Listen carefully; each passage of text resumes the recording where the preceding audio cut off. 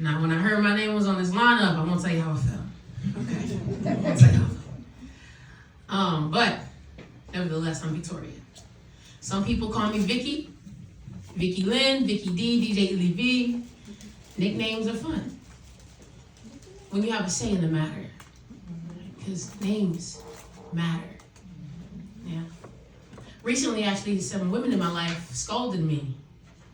Yeah, they govern because of what it meant. I should go by my first name, Victoria, because I'm victorious. Come on now. Mm-hmm. My name is powerful. Yeah. It was given to me for a reason. This is what they said. They said, declare it! Don't you dare go by Vicky! You are victorious, Victoria! What you call yourself matters. And to that I said, you can call me Victoria. You feel very strongly about that. You can do that. That's my name, right? I'm gonna be real. Never have I ever experienced somebody wearing it out until this day. One of these women went around telling everyone passionately, you see that girl right there? That's Victoria. She is Victoria. She's Victorious. Her name is Victoria. Don't call her anything else other than that. Her name matters. That sounds encouraging, doesn't it? It does. To hear your name matter. To hear someone care so deeply about what other people call you. I'm gonna be real. Personally, that was a slap in my face.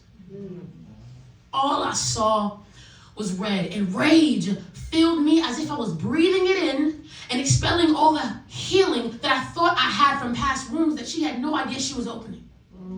That was a dread-filled moment because my voice was stolen, devalued, and hushed the same way it was when I sat in a circle of bullies thinking their tactics were taking an off day. I thought I was in the in crowd for once. We were choosing nicknames, and they chose mine, and I declined with a bank full of confidence, but it didn't have any value in those parts. And so quickly, my new nickname spread around the neighborhood, then swiftly made its way to the school, then on a bus because we were all going to the same place.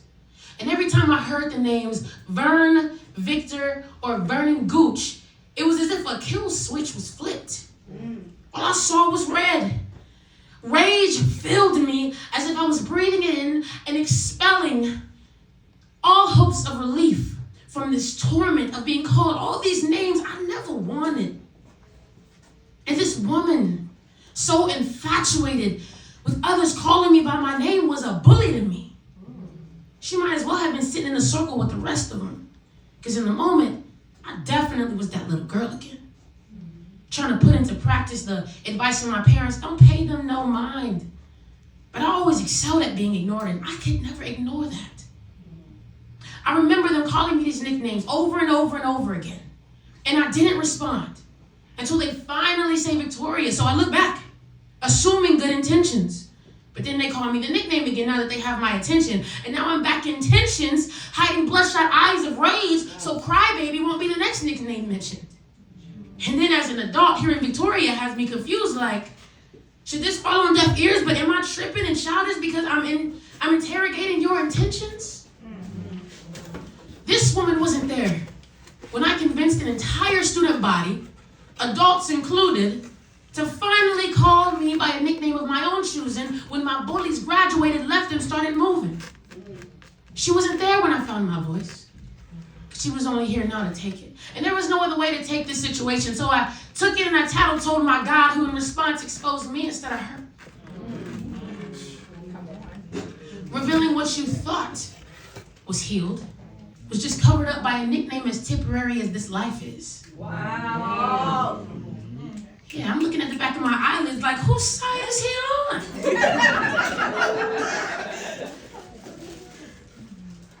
He interrupts my silent pouts with one word, freedom. And immediately I recall all the places that I remained in bondage. Control being the current cage in question, being that my quest in this life was to ensure what others called me was in my own jurisdiction. Which also begged the question, if you don't need to be in control, then why are you so pressed when you're out of it? Meanwhile, I'm still pissed at this woman. I'm still pissed at this woman, so he continues his mental rummage because conviction hasn't set in yet. He says, this has nothing to do with the name, Tori. That's just a button being pushed. Poorly programmed by faulty fingers, I, on the other hand, have a better plan. Your parents told you not to pay them no mind, but why would you even pay them yours if now you have mine? Yeah. I still didn't get it. So he continued, your mind is made up of pride. I need you to be down with humility. Well, what's the new version of this story look like, God? Because my voice was stolen. Open your mouth, I'll speak. I was devalued. Just as a clay pot, you're as valuable as whatever fills you. Wow. I have moved in.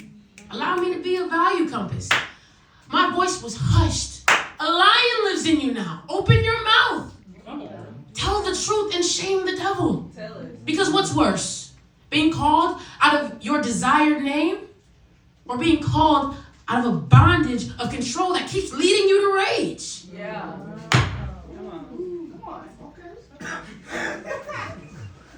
Now conviction is setting in. Finally. Because I've been known the truth. But why am I not walking in freedom? How can my peace be so fragile that at the mere mention of a name, it shatters? That can't be a peace that comes from God. I can't just tell the truth. I need to walk in it.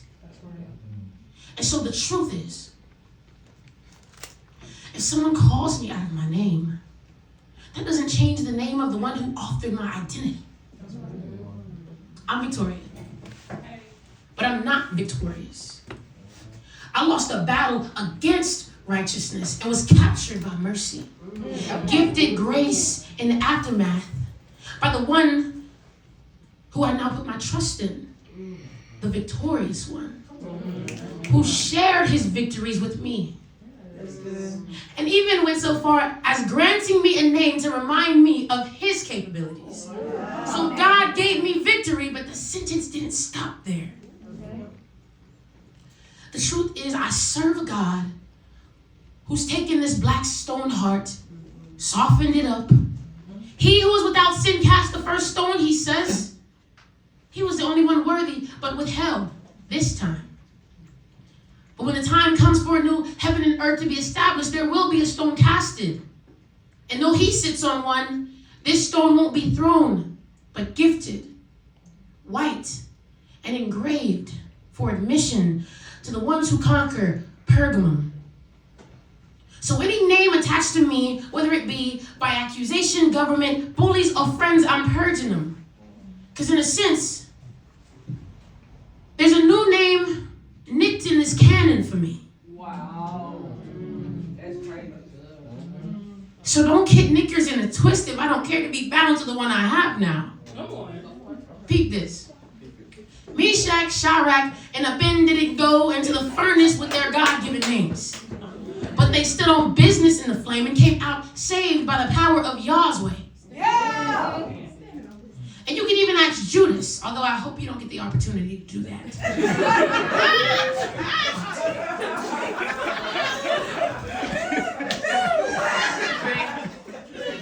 We'll talk about that theologically later. But if you were to ask Judas, he would tell you that a name isn't always reputable just because it means well. What once was a declaring name meant to remind that God shall be praised now only reminds us that God was betrayed. And anybody else in these pages with the same name, there must be a disclaimer, not Iscariot. And I say that to say that if anyone calls me in or out of my name, today, I'm not as scared of it. You can call me Vicky. I don't care. You can call me Victoria. I don't care. Hell, you can call me nigger. I don't care. one name that I care about. And his is greater than the rest of them. And there is salvation and no one else. There is no other name under heaven given amongst men by which we must be saved. So there is no other name that I'm more proud to claim than Jesus, aka Yeshua, meaning Yah is salvation. That name matters to me. And just like that, God won. Freedom. I had freedom that was then evidenced in a renewed response not so long after this, when my friends asked me, hey, instead of calling you Vicky D, can we call you Victoria? And I, at ease, said, yeah, you can. Not knowing what to expect until it happened. I cracked a joke, had him laughing, and one of my friends in the midst of giggles said, Victoria, you're so funny. And lo and behold, in that moment, my heart cried a satisfaction deeper than tears could even express.